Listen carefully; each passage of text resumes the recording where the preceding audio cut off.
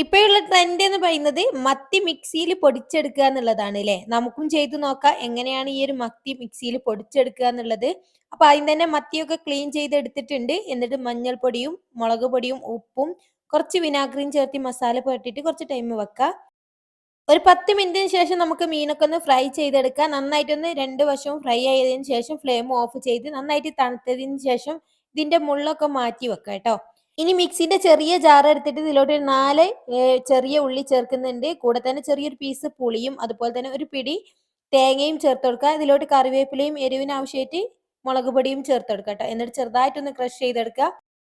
ഇനി ഇതിലോട്ട് ഫ്രൈ ചെയ്തിട്ട് മുള്ളൊക്കെ മാറ്റിയിട്ടുള്ള മത്തിമീൻ ചേർത്ത് കൊടുക്കുക. എന്നിട്ട് ചെറുതായിട്ടൊന്ന് ക്രഷ് ചെയ്തെടുത്താൽ മതി. പാകത്തിന് ഉപ്പും കൂടിയും ചേർത്ത് കൊടുക്കുക കേട്ടോ. ഇനി നമുക്കൊരു പാത്രത്തിലോട്ട് മാറ്റാം. ചൂട് ചോറിന്റെ കൂടെ ഇത് മാത്രം മതി ട്ടോ. മത്തിന്റെ ആ ഒരു ഫുൾ ഫ്ലേവറും കിട്ടുന്ന ഒരു അടിപൊളി ചമ്മന്തിയാണ്. മത്തിമീൻ ഇഷ്ടപ്പെടുന്നവർക്ക് ഉറപ്പായിട്ടും ഇഷ്ടാവും. ട്രൈ